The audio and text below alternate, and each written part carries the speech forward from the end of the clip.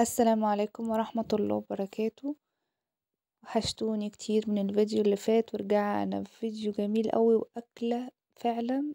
هي ديت أكلة الشتا، وهي دي الحاجة الوحيدة فعلا اللي تدفي في الشتا. بما ان يعني الأكلة ديت أنا مكنتش بحبها خالص، بس مؤخرا يعني بقيت أعملها. وفعلا أنا أول مرة أعملها، مش على القناة، بس أول مرة أعملها في حياتي أصلا يعني. أول حاجة بقى هنسمي الله كده، ومعانا مَيّة على النار، وقطّعنا بصلاية كده وطماطماية أو طماطميتين، وشوية حلوين كده من الجزر، نقطّعهم كده بالشكل اللي أنتم شايفينه، وننزّل بقى الخضار اللي معانا ده في قلب المَيّة. وأول ما تبدأ تغلى، نكون إحنا محضّرين بقى ربع كيلو من العدس الأصفر. آآ هنكون غاسلينه ونقعينه شوية ونصفيه، وبعدين المية غليت، نزلنا فيها العدس زي ما انتم شايفين كده، ونسيبها بقى تستوي مع بعض بقى، العدس والخضار وكل حاجة من اللي انتم شايفينه ده. العدس ده بقى وانا صغيرة كان ليه قصة معايا، بصوا يعني مضحكة جدا يعني. كنت كل ما اجي من المدرسة، ماما طبعا بقى بتبقى بتحضر لنا الغدا، وانا جاية راجعة من المدرسة حطينا بس مكعب مرقة دجاج قبل ما انسى.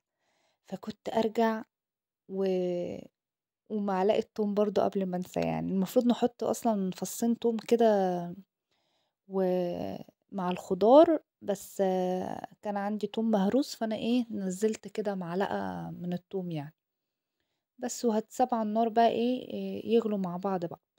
المهم كنت ارجع من المدرسة بقى الاقي ريحة جميلة قوي، الله، وطلع اجري بقى من على السلم فرحانة بقى. ماما يا ترى ماما عاملة لنا ايه بقى؟ اقول لها ماما ريحة حلوة، وتقول لي عاملة لك اكتر حاجة بتحبيها.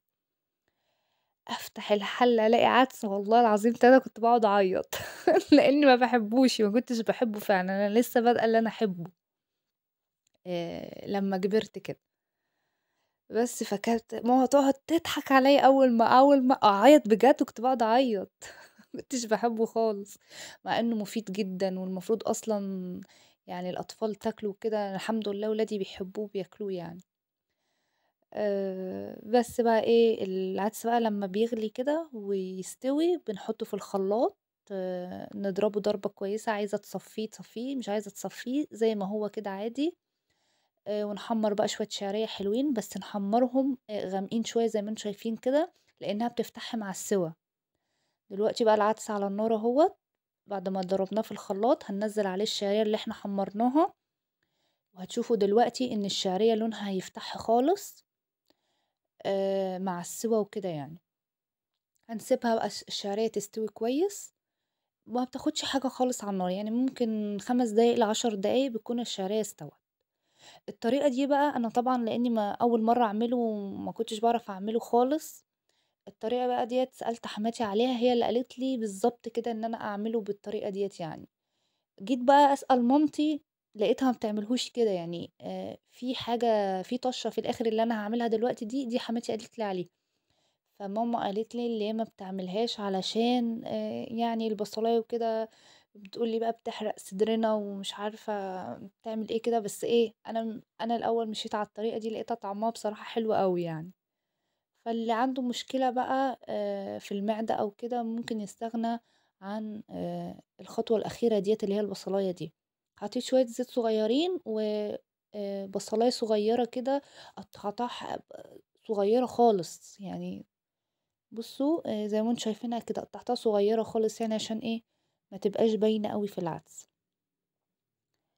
بس والشعرية بقى بتستوي في العدس أهوّة على النار. كانت بقى البصلاية اتحمّرت، بُصّوا زي ما أنتم شايفينها كده.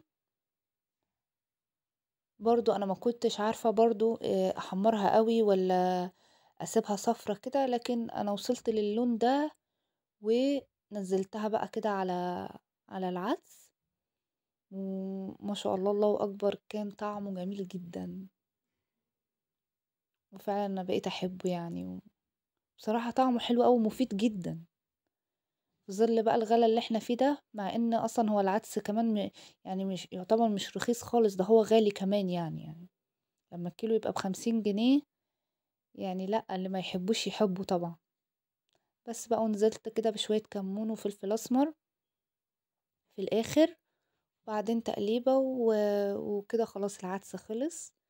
وبصوا لونه ما شاء الله، الجزر طبعا فايدة ومديله لون حلو قوي. بصوا الشعرية افتحت ازاي، مع ان كانت شكلها غامق. بصوا الشعرية فتحت ازاي، بصراحة كان طعمه تحفة. بألف هنا وشفا اللي يجربه.